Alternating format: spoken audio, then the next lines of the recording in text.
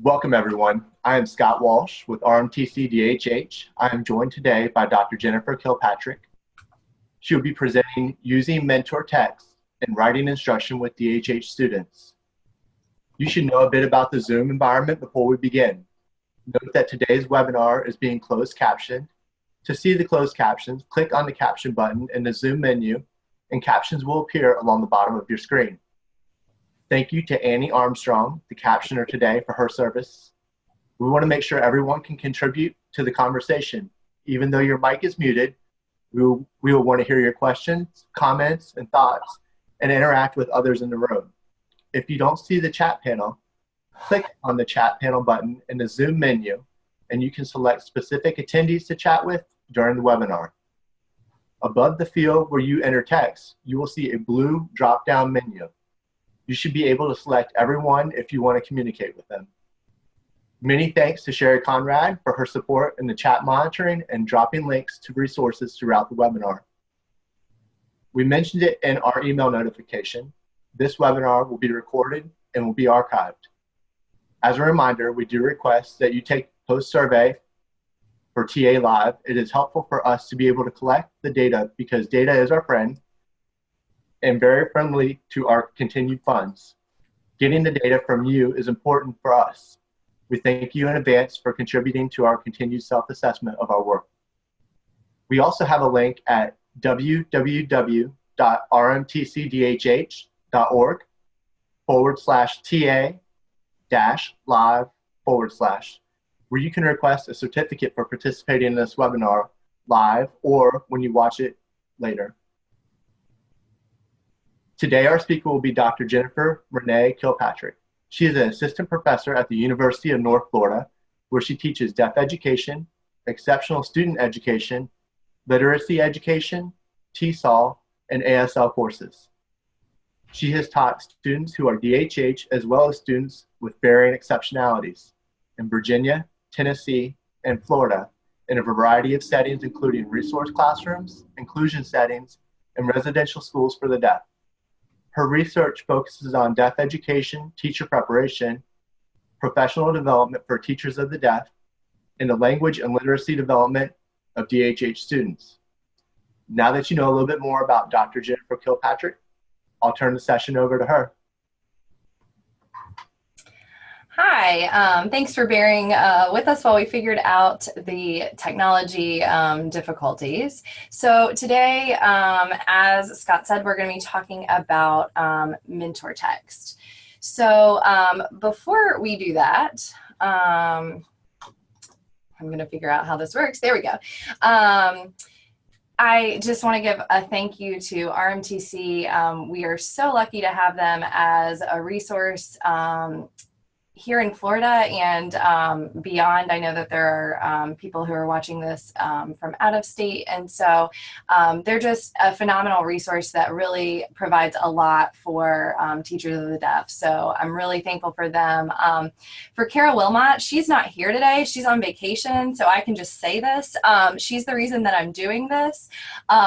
We met for coffee back in August to work on some prep work for a course that I was teaching. I was teaching reading instruction and assessment, and was going to be doing it at a school here in Duval County, and just wanted to kind of pick her brain a little bit about Fairview and some of that stuff. And so she was doing me a favor by meeting with me and helping me kind of think through some stuff about my course planning. And so then she asked me if I'd be willing to do this webinar. And when someone's doing you a favor and then they ask you to do something, you feel obligated to say yes. So of course I said yes, forgetting for a moment that I actually hate public speaking. And then I realized soon after that this was going to be like on the World Wide Web for forever. So you have Kara to thank for me doing this. But I just want to thank there's so many former and current colleagues that I've worked with that have really just helped me in my understanding of teaching writing and of using mentor texts. And honestly, without their wisdom and the things that I have learned from them, I wouldn't have this to share today. I actually never really thought that writing would be where my research and my interest would end up, but it certainly has, and that's been thanks to a lot of my former and current colleagues. And then, of course, you guys for attending this, whether you're watching now or later. Thank you, because this wouldn't happen without you. So a little bit of my background. Scott shared some of this, but I think it just kind of helps to know where it is that I come from in my understanding of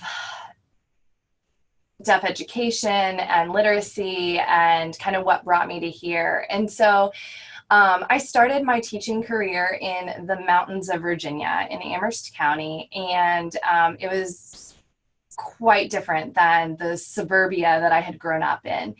And although I wasn't teaching deaf children, I was teaching children who had a variety of exceptionalities, and they were from a linguistically diverse population. So we were right there in the foothills in Appalachia, and I learned a lot about teaching students whose home language and community language is very different from that of traditional academic English. And so that really got me started. And even though that was different than deaf education, it certainly was a foundation for me and really prepared me for eventually working with deaf children. Then I ended up at the Tennessee School for the Deaf while getting my master's. And then after getting my master's in deaf education at the University of Tennessee, I made my way down here to the Sunshine State and worked at the Florida School for the Deaf and Blind. So I started off in elementary school, then I went to high school, and then I ended in middle school, which is probably my favorite and definitely my niche. It's just kind of where I belong. I love middle school and teaching language arts and reading and writing. And so that's kind of my journey in terms of teaching. And then I left FSDB eventually to go and get my PhD. And so what I do now is I'm at the University of North Florida, and I am in deaf education here. So I have, as Scott shared, taught a wide variety of courses, but now I'm primarily teaching deaf education classes, primarily the language and literacy courses in the program. And so that allows me to spend a lot of time in classrooms with some of the coordinating things that we do. My language class has pen pals from the School for the Deaf and Blind. My reading class, we go into a total communication program. And so I get to see students all the time. And then of course, being out with interns and seeing them in a variety of settings.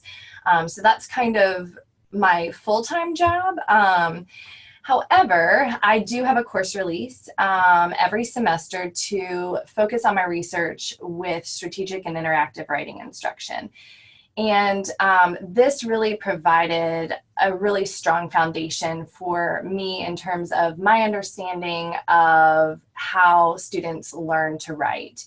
So my last year in my master's program at the University of Tennessee just so happened to be Dr. Kimberly Wilbur's first year at the University of Tennessee. And she had just written her dissertation on a thing called strategic and interactive writing instruction.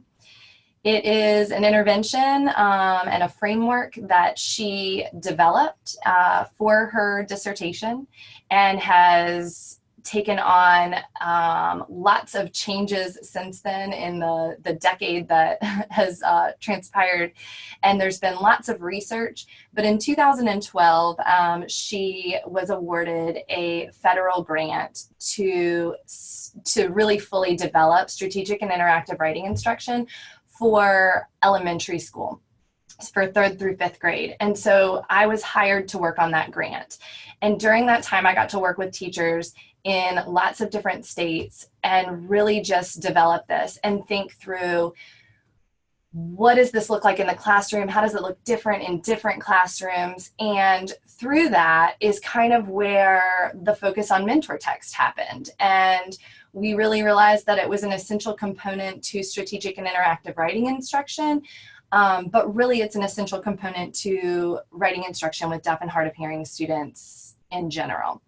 And so since that grant ended in 2016, and then in 2017, Dr. Wilbers and Dr. Hannah Dostal, who's at University of Connecticut, were awarded another 4-year grant to now test the efficacy of strategic and interactive writing instruction, to look at the professional development that we provide to teachers and see how does that impact their instruction, and then how does that impact students' writing and language proficiency, the students who are receiving strategic and interactive writing instruction. And so I'm still collaborating on this grant, and this gives me an opportunity to, every summer we bring in new teachers who are learning about CWE. Then throughout the year we go out and we visit them, and every 2 weeks we are working with them, meeting with them online. We're reviewing their instruction. We're talking about what they're doing to teach writing in their classrooms. And so this really keeps me, although I don't have a classroom of my own, in classes all the time. I just got back from a bilingual school on the West. Really got to see some neat things and learn with and from the students and the teacher in that classroom. So this sort of provides the foundation of kind of how I came to look at Mentor Text. I had certainly used it in my own classroom, but now it is sort of entered into our research. So I'm going to tell you a little bit about strategic and interactive writing instruction. This is not the workshop where you learn about that. It takes a long time. It's a very complex framework. It is fantastic, but it's not something that we can squeeze into a 1-hour webinar. But I am going to give you a little bit of a background so you can see how Mentor Text really fits into this framework nicely. So we have what we call our driving principles. And so this is kind of our framework. And as I said before, CWE is a framework. So it is not a scripted curriculum. It is something that is very flexible. It can look different in different classrooms and different contexts. But these driving principles are always going to be the same. They're always going to be a part of the instruction. They're going to be kind of what undergirds it. So as the name implies, it is both strategic and interactive. So strategic comes from the body of work with Graham and his colleagues, where we talk about how students need to learn strategies for writing instruction. It needs to be made explicit. And so we do that with deaf and hard of hearing students by making it visual, by giving them a visual way to access the strategies that they need in order to try out new kinds of writing. It's also interactive. So it's interesting, in reading instruction, we often think it makes complete and total sense to do independent writing and to do guided writing. To do independent reading and guided reading. And that's just a traditional part of our reading instruction. And yet we don't do the same thing with writing. With writing, we tend to maybe model something and then sort of hand it over to the students and have them do independent writing. And so often we don't see the transfer of their knowledge. They're able to do something on a worksheet, but then they're not able to do it in their own writing. And so what strategic and interactive writing instruction does is it takes some of the it allows us to do a more gradual release of responsibility. And so we're able to move from that guided to that independent by doing it together as a group, by guiding students so that they're able to do above what they're able to do on their own. And then eventually those same traits and those same structures can end up in their own writing because they're being truly apprenticed into the practice of writing. So that's sort of what makes it, I think, very different than most approaches that we have to writing instruction. We don't do a lot of interactive writing. But CWE is not just the interactive writing. It's just that that is a big piece of it. There's still shared writing. There's still independent writing that's happening. All the while, we're paying attention to linguistic competence and metalinguistic awareness. So that's to say that we are building their competence in their language. So for bilingual students, that means both languages. We're building their competence in ASL and in English. For listening and spoken language students, it would only be the English, but we are working on building their competence in that language. At the same time, we're working on building their metalinguistic awareness. So that's their awareness of the conventions of those languages. So why we do the things that we do, and what the quote unquote rules are of those languages. So we're building that awareness as we are making things strategic, as we are making them interactive. And then it's balanced. So it's balanced between ASL and English. It's balanced between those higher level writing skills, like genre-based, knowing how to do introductions and have facts and opinions and those kinds of things, but also those lower level skills that are language-based, so knowing the syntax of the language. And then it is authentic. So we are always writing for authentic purposes and authentic audiences. And that is something that is often missing in our writing instruction. And so that really undergirds CWE in general. So mentor texts fit into this very well because they allow us to make it authentic. They allow us to make it strategic. It allows us to attend to the metalinguistic awareness by building that, by teaching them the rules, by showing them multiple examples of what authors out there do in real writing. So last semester in our research, we asked, how do teachers and students use mentor texts? So it was just sort of a broad question that we approached in our research, and we just watched the videos, we met with the teachers, and we said, how are you using mentor texts? We've told you it's important. We've given you examples of how to use it, but what does this really look like in the classroom? And so before we talk about what we found, I think it's important probably to pause and say, what are mentor texts? I've said the term about 25 times in the last 10 minutes. So what are they? This is a quote from Lynn Dorfman, who wrote this text, which is Mentor Texts, along with her colleague, Rose Capelli.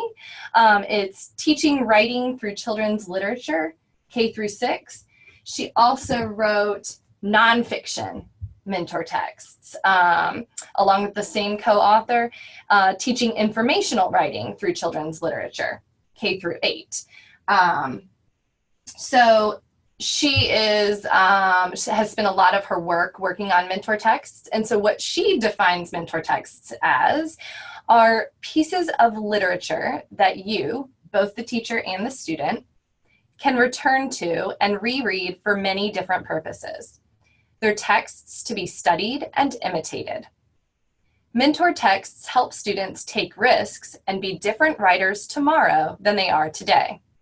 It helps them to try out new strategies and formats.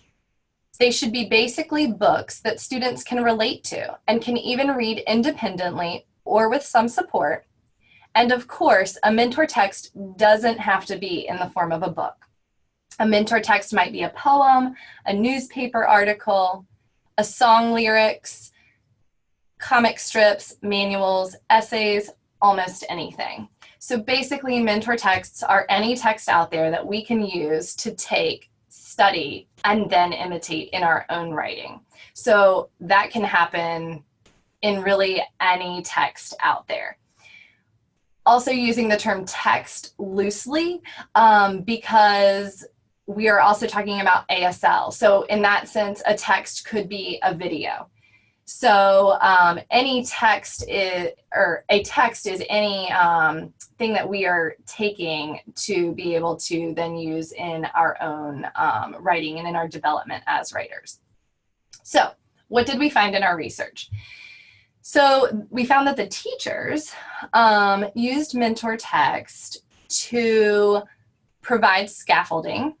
So it was a tool that they were able to use to help students be able to do something just slightly above what they were able to do on their own. So it was a tool that the students could use. Later, they could take away that mentor text. Students were then able to still do it in their writing. They also used mentor text to teach about author choices and awareness of the audience. So it really helps us with that whole idea of authenticity, because they were able to use it to say, let's come back to the audience. Hey, look at what this author did and how they connected with their audience. The reason that they did this was to communicate this specific thing to their audience. So really just honing in on the fact that writing is authentic. It's for a communicative purpose. To provide models of genre structures, so different types of writing, whether that be narrative, informational, or persuasive. To provide models of syntactic structure, so specific language structures that they wanted to teach, that they knew their students were ready for. They would then pull a mentor text to say, look how this author uses that structure in their writing. Can you now try to do the same?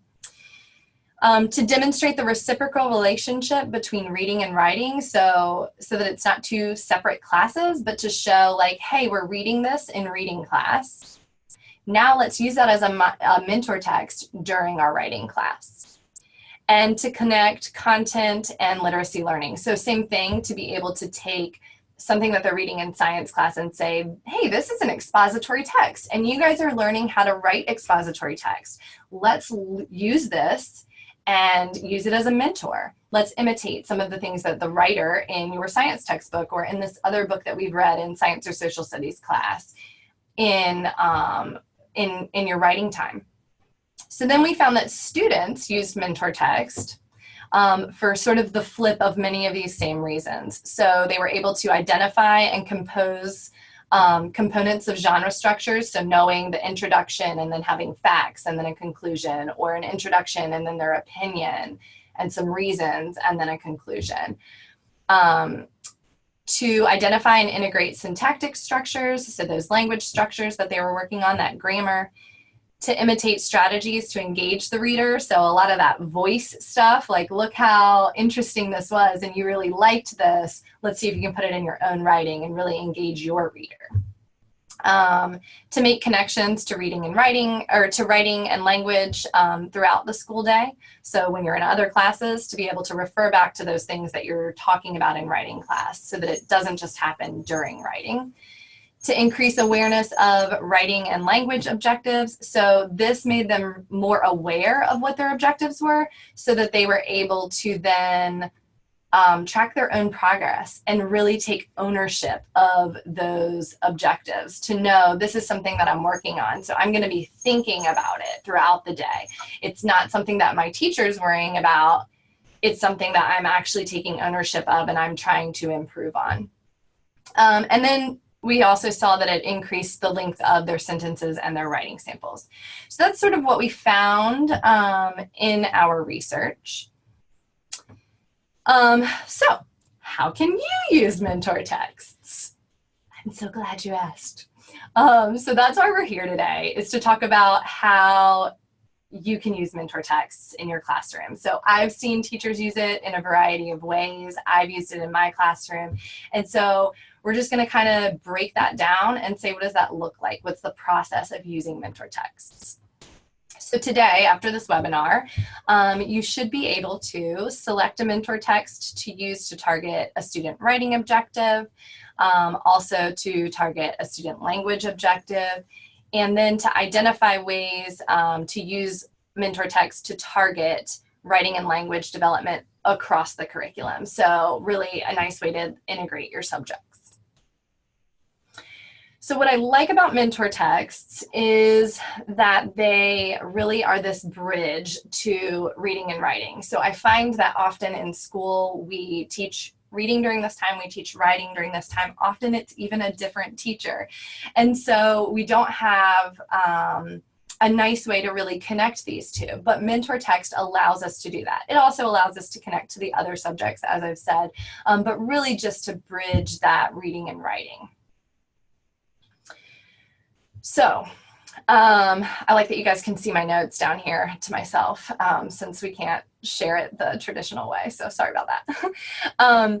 So what do worksheets teach us? They teach us how to complete worksheets. They don't necessarily teach us how to become better writers because they're not authentic. We're not actually communicating with anyone on the other side of that worksheet.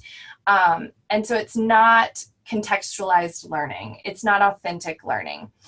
And so if we want to learn something in life, take writing aside, just in life, if we want to learn something new, typically we go to a mentor.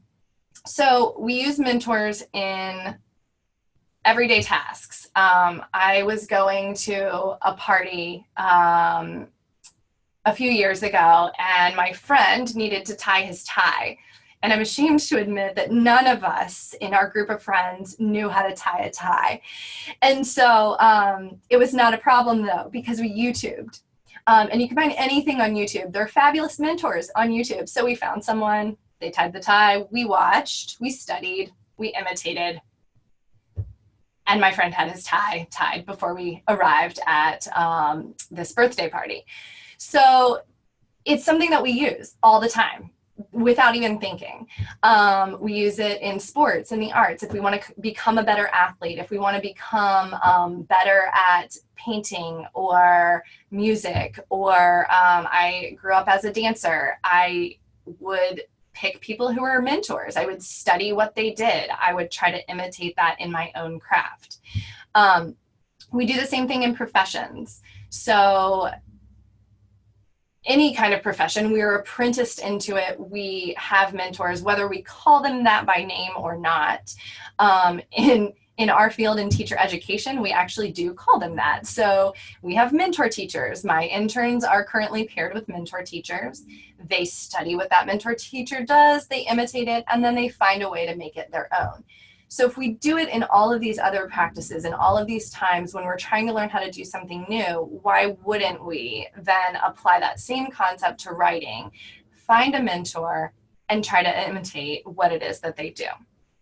So I do that when I encounter a new writing task. The first time I ever had to write an article, I pulled out a bunch of articles.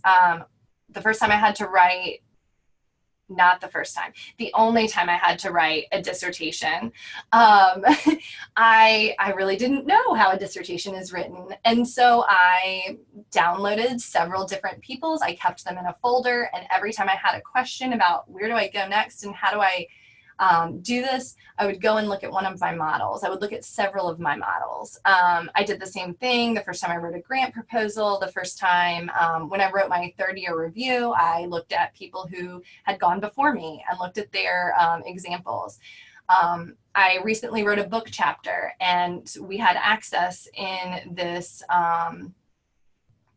with everybody who was writing chapters in this book to look at other people's. So I pulled up other people's to say, so how are they structuring theirs? And I was able to imitate that. For TA Live, I went into the TA Live archives and I watched a few to find out what does this look like. And then I also looked at some of the PowerPoint presentations. So thank you to Susan Rose, who has already been my mentor, but now became a mentor in another way by allowing me to look at how did she structure her PowerPoint presentation. And so I was able to use that and follow it. So this is the same thing that we do in our everyday lives, the same thing you probably all do in writing, but now we're teaching our students to do it, to be strategic writers. So these are sort of the steps. First, we select an objective. Then we select a mentor text that goes along with that objective that will allow us to study whatever that skill is. Then we read and we reread and we study it. We notice different things about it. We discuss that as a group, and then we provide reminders to students and allow them to imitate it. So we're going to break that down and look at the first thing, which is selecting an objective. I could do an entire webinar on objectives. In fact, I could probably do lots of webinars on objectives. So we'll just kind of make this a little general and say that first we got to decide which language we're doing. Are we trying to build ASL right now or English? So for those of you who do work in total communication or bilingual settings, I don't know if you have seen the new ASL K-12 standards, but they are fabulous. So they very much mirror the Common Core English Language Arts standards. And so you can go to them and you can see that there are these higher level ASL skills. So they call it published signing, discourse, and presentation would be kind of what I've lumped into ASL presentation. So it's the structure of how you structure your ASL presentation in general. So the introduction, the conclusion, the transitions, those types of things, knowing your audience and the genre. And then there's also what I would call ASL syntax, which they call language and finger spelling. So it really breaks it down to the rules of ASL grammar. So it might talk about things like pronominalization. So when we set two things up, like perhaps we are comparing whales and dolphins, then we would set them up in space, and then when we refer back to them with indexing, that's the same as using a pronoun in English. And so we would teach them explicitly how to do that so that they don't continue to say whales, dolphins, that they have a way to refer back to it by setting it up in space. That's part of ASL grammar. So we would look at those and decide what is our goal? What do we want students to work on if it is that we are asking them to do some type of ASL presentation or publication?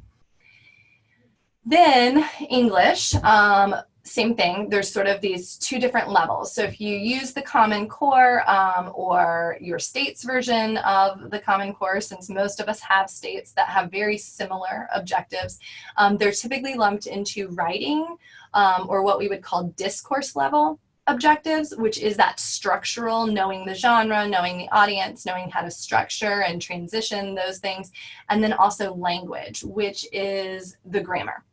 So really looking at the syntax of English.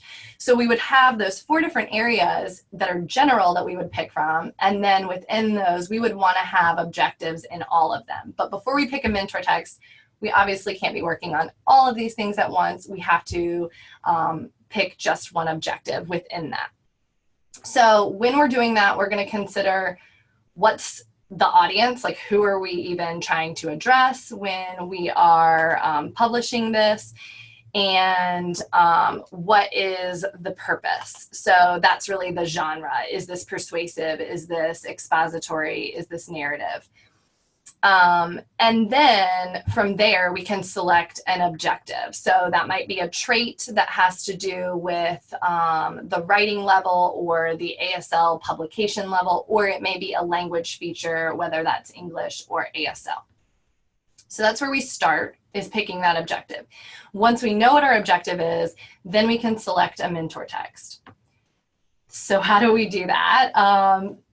It helps if students already know and like the book, so we can think of what are our favorites, what are the students' favorites. So I have my go-tos that are books that I love to use. I have books that I know my students love, and so those are the books that I often would pull. But it also helps to make them new and get them excited as well. I could look at ASL videos, I could look at written English texts, depending on what my objective is. And then those texts could be published, meaning they could be out there, written by someone, not necessarily in a book. Online could also mean that it's published. Anything that's out there is published, or we can create them. So I have created my own texts before here's an example. So this is Adventures with Flat Charlotte. So my niece had to make a flat Charlotte. Her name is Charlotte, red hair. My niece is kind of my mini-me. And so she had to send that to a relative. So of course, Flat Charlotte came here to St. Augustine to visit. And then I created a book. Of course I did, because I'm a teacher, right? And so these are Flat Charlotte's adventures. And so that could be something where I could then use that to teach various either traits of writing or structures of language. So where can we look for ASL Mentor Texts? This is not an exhaustive list, but just some ideas. So 2 expository places that you could look would be Sign One News or the Daily Moth. They're both very nicely structured, very clear. And then DPAN TV has various genres. So it has links to the Daily Moth. It also has Today in History by Sean Forbes, which is kind of a neat little expository text as well. And then I'm blanking on his name right now, but the deaf guy who travels the world, right? And so reading about his adventures, that's also some expository, but also some narrative text in there that we could pull.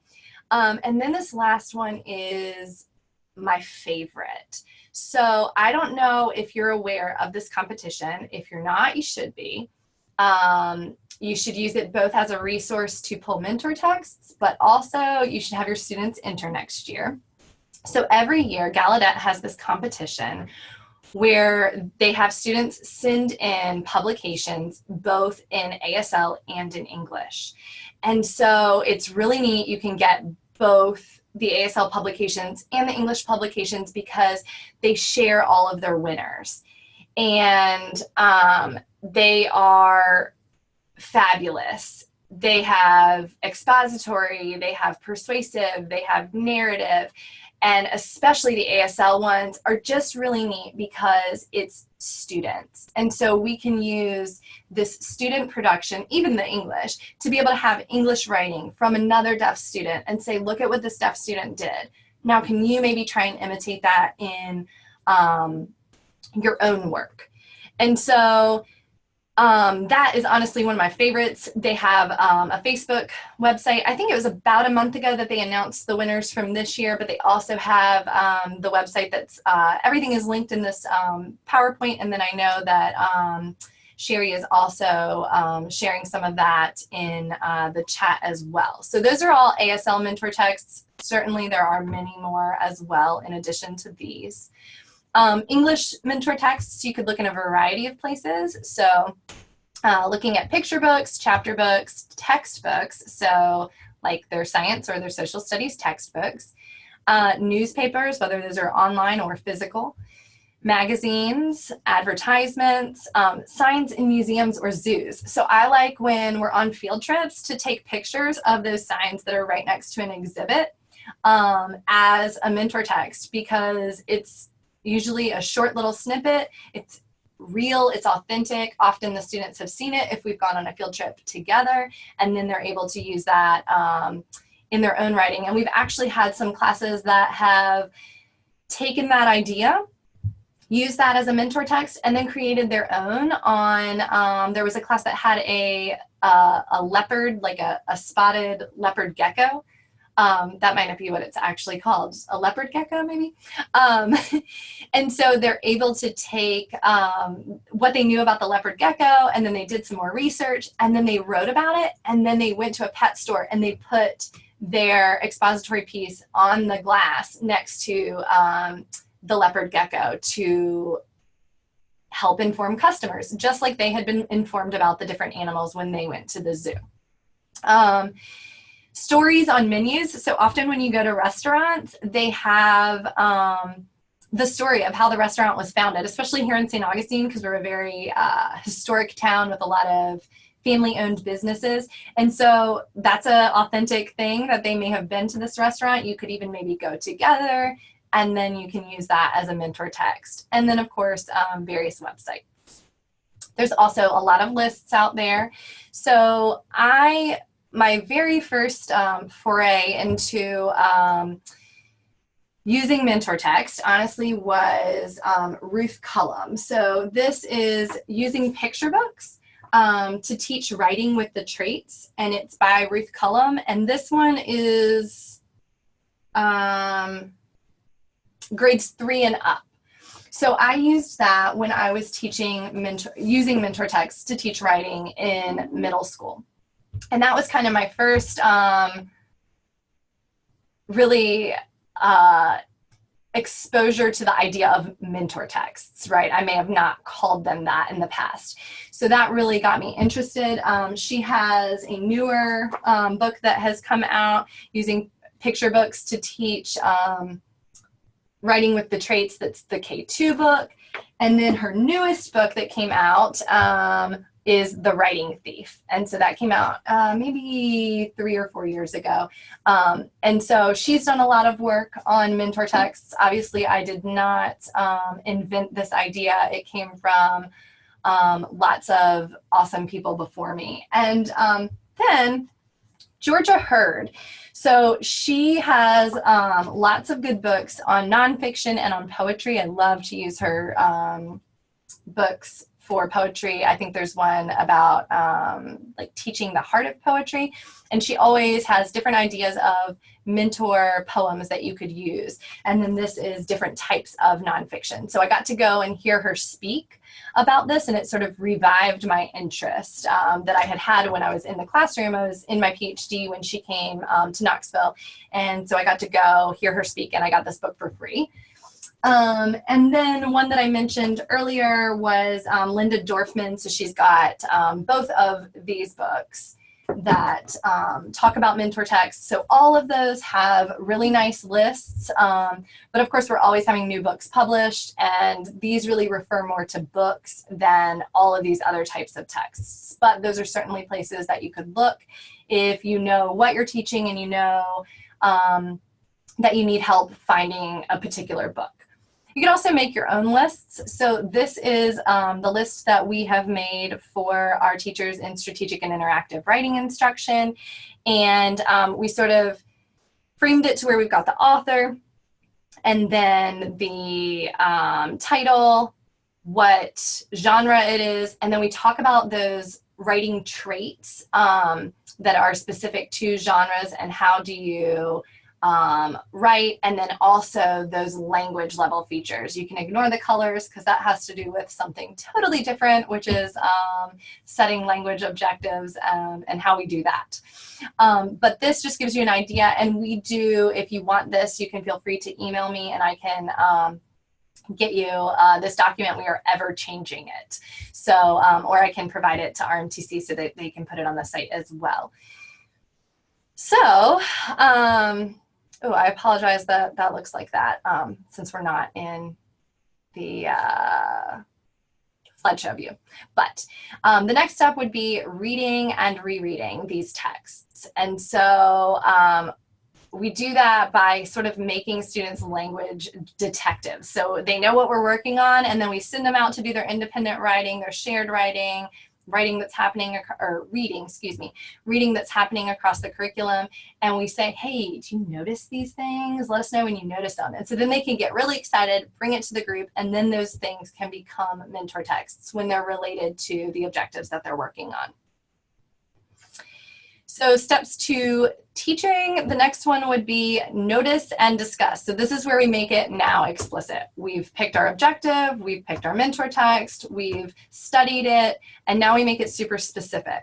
So when I was teaching, my entire class did a project called Alphabetical Autobiographies. So you can see that mine is K is for Kilpatrick. So I wrote an entire autobiography about myself, 26 pages where you can learn all different things about me. But before we did that, of course, we had to study some mentor texts. So I brought in lots and lots and lots of alphabetic or ABC books. So S is for sunshine is about the state of Florida. It's still expository, just like ours were going to be. Z is for Zamboni is about hockey. So the students were able to read all of these different mentor texts. And then I created one that was specific to an autobiography so that they could then see how the voice was slightly different. And this allowed them to then try it out on their own because they had these mentor texts. So it can be, that's sort of the genre, right? So just teaching a new genre you can do. You can also teach specific things about genres. So this is from Billy's Booger, a memoir. And you can see Billy, and he's got a little booger on his shoulder. It's a fabulous book that kids just absolutely think is hysterical. And so if I were teaching introductions to narrative writing, I might pull something from a book like this. So his introduction was once upon a time when TV was in black and white and there were only 3 channels. And when kids didn't have play dates, they just roamed free in the out of doors. There lived a kid named Billy. So this is a book that grabs their attention so you can see, you can demonstrate for them, like, look, it grabs the reader's attention right away, but it also says specific things about when this happened and who's in the story. So what should an introduction do? It should say who's in the story and when did this happen? So you would probably not just pick one, but pick lots of them, have them study them, read that, make it explicit, talk about it, and then try it out in their own writing. So if I wanted to do facts and expository writing, this is a book about whales.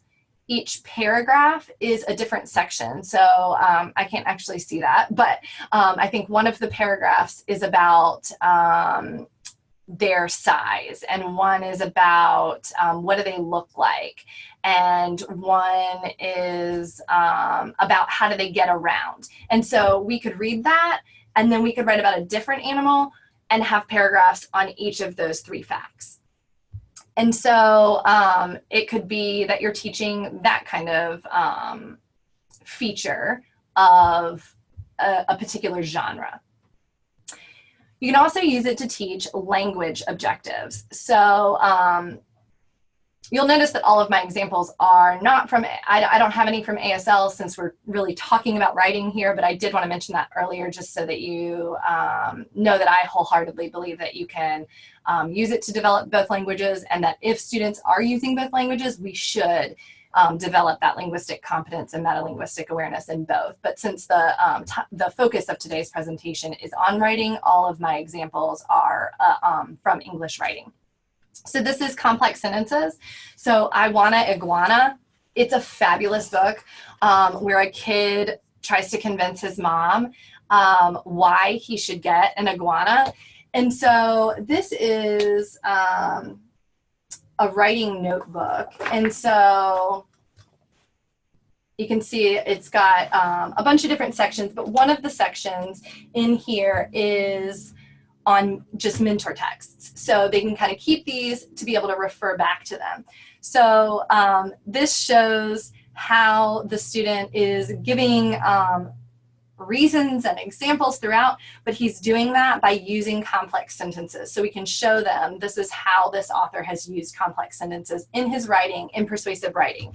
And often in persuasive writing, we're going to use complex sentences. Another example for complex sentences is the beginner's guide to running away. And so for that case, instead of photocopying, we just wrote them down and then had the students mark it up. So you can see that they, circled the comma, circled the subordinating conjunctions so that they could really attend to the rules and really understand why we use this structure and how we use this structure. Here's an example of articles. This is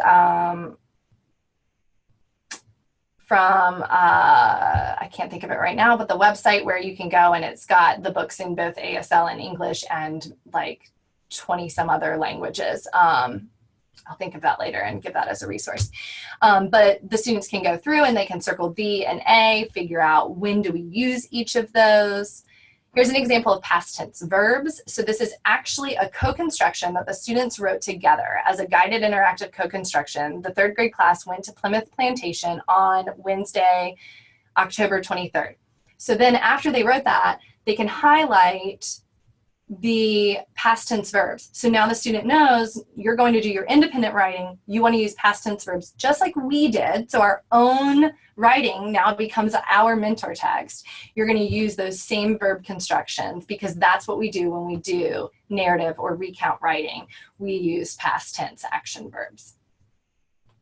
And here's an example of prepositional phrases that tell where. So if we're trying to teach them how to use prepositional phrases, we would go through, have them underline all of them, and then understand how does that actually work out in a text that a real author has written. And then they can try it out on their own. So this is the last step, which is remind and imitate. And so we have to have reminders. So these are good reminders, like having a notebook and having those kinds of things. But it also helps to have something that has really created a reminder for what is the actual rule. And so I'm going to show you 3 examples of what a writing scaffold or a visual scaffold could look like to remind students about words. So this one's obviously for students who sign, to show them the difference between, in ASL, we say the time first, then we say the subject and the verb. So we would say, yesterday I go, today I go, tomorrow I go. It's the same, it's I go, no matter what. But in English, we say, I go first, right? And then we say the time. So I went yesterday. So now we've got to conjugate our verbs. So we show them that in English, it's the same. I mean, in ASL, it's the same, but in English, it has to be different because the time is different. And so this is just a visual reminder for them for that. This is a visual reminder for articles. So to show them that we use the when it's something specific, and we use a and an or nothing if it's plural, if it's general. And then here is a visual scaffold to remind them about prepositions. So you can use prepositions both for time and location. And so we show them the difference between in, on, and at. And again, this, has the support of the signing in the middle. And so if we're talking about time, if we're going from large amounts of time down to a small amount of time, then we go from saying in, on, at. So in the 21st century, on Thursday at 1 o'clock.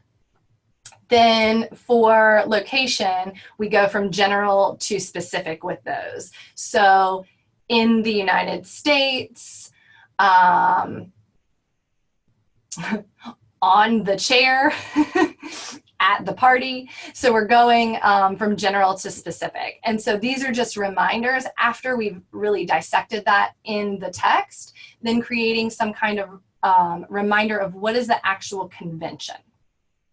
So those are the steps to teaching writing with mentor texts. And so I just want to say that this can work no matter what grade you teach, no matter what framework you use, no matter what curriculum you use, no matter what subject you teach, because we're all always teaching language, whether that's ASL, writing, both, all of that. No matter what, mentor texts are for you and for all of your colleagues. They can be used in so many different ways. And so I'm a believer in them, and I hope that you will try them out and let me know kind of what you discover or what you've already done. So I guess we can open it up for questions or comments or ideas. I've seen some of you have been commenting along the way.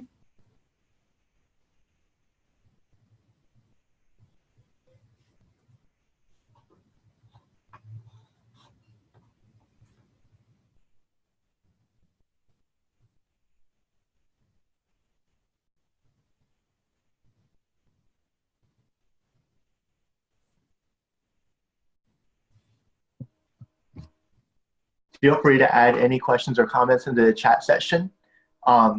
while you're doing that, I want to say thank you so very much to Dr. Kilpatrick for presenting today.